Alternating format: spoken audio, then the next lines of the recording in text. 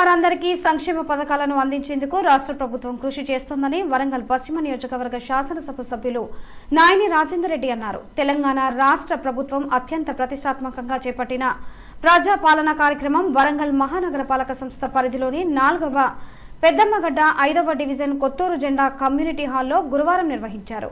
ప్రజా పాలన కార్యక్రమంలో భాగంగా నిర్వహించిన వార్డు సభలలో ముందుగా రాష్ట్ర ముఖ్యమంత్రి రేవంత్ రెడ్డి రాష్ట్ర ప్రజలకు అందించిన సందేశాన్ని Kazipet municipal deputy commissioner Ravinder చదివి వినిపించారు. ఈ కార్యక్రమానికి వరంగల్ పశ్చిమ ఎమ్మెల్యే నాయని రాజేందర్ రెడ్డి మాట్లాడుతూ ఎన్నికలకు ముందు రాష్ట్ర ప్రజలకు మహాలక్ష్మి, రైతు భరోసా, చేయూత, ఇందిరమ్మ ఇళ్లు, గృహజ్యోతి, రాజీవ్ ఆరోగ్యశ్రీ పథకాన్ని 5 లక్షల నుండి 10 లక్షలకు పెంపు గురించిన 6 గ్యారంటీలను అధికారంలోనికి వచ్చిన తరువాత అమలు చేస్తామని హామీ ఇచ్చామని పేర్కొన్నారు.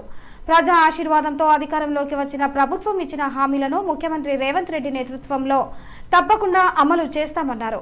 ప్రభుత్వ పథకాల కోసం ప్రజలకు దరఖాస్తు పత్రాలను పూర్తి స్థాయిలో అందించేందుకు అధికారులు చర్యలు చేపట్టారన్నారు. రేషన్ కార్డు లేకపోయినా దరఖాస్తు చేసుకోవచ్చునన్నారు.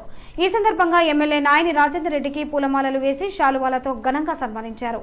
ఈ సందర్భంగా ప్రజా పాలనలో భాగంగా వచ్చిన దరఖాస్తులను డివిజన్లలో ఏర్పాటు చేసిన కౌంటర్ల వద్ద అధికారులకు ప్రజలు సమర్పించారు. జిల్లా గ్రంథాలయ సంస్థ చైర్మన్ ఎండి అజీజ్ ఖాన్, వరంగల్ మహానగర పాలక సంస్థ కమిషనర్ రిజ్వాన్ బాషా, అదనపు collector Mahender G, central zone DCP MA బారీ, ACP Kiran Kumar, RTO L Ramesh, తహసీల్దార్ విజయ్ కుమార్, నోడల్ అధికారి మేన శ్రీను, కార్పొరేటర్లు పోతుల శ్రీమాన్, తోట వెంకటేశ్వర్లు, ఇతర అధికారులు, సిబ్బందితో పాటు ఆయా డివిజన్ల ప్రజలు పాల్గొన్నారు. మీకు ఏ అవసరం ఉన్నా, ఏ ఇబ్బంది ఉన్నా ఈ కౌంటర్కి వచ్చి ఫామ్ ఫిలప్ చేయరాకపోయినా వాళ్ళు ఫిలప్ చేసే మార్గం చెప్తారు. దాన్ని ఓకేగా ఫిలప్ చేసుకోండి. అంతేగాని మీద పడి ఒకరికొకరు నెట్టేసుకొని ఒక్కొక్కరు దొరుకుతాయో ఫామ్ దొరుకుతాయో 4, 5 తీసుకుపోవడం వల్లే షార్టేజ్ ఏర్పడుతుంది. ఇవాళ ఈ యొక్క సంక్షేమ పథకాన్ని మీరు గతంలో ఆఫీసుల చుట్టూ తిరిగి గంటల కొద్ది తిరిగి ఆటోల కిరాయిలు ఈ కిరాయిలు పెట్టుకొని తిరిగినటువంటి సందర్భం మనం చూసినాం. ఇవాళ మీ ఇంటికాడికి వచ్చినప్పుడు మీరు అందరూ కూడా అధికారులకు సహకరించవలసిన బాధ్యత మీ అందరిపై ఉన్నది. రేషన్ కార్డు లేకపోతే ఇవ్వరట, ఇంకేదో లేకపోతే ఏది లేదు, అందరూ అప్లై చేసుకోండి. రేషన్ కార్డు లేకపోతే కూడా అప్లై చేసుకోవడానికి కౌంటర్ ఉంటుంది ఇక్కడ మీ దగ్గర,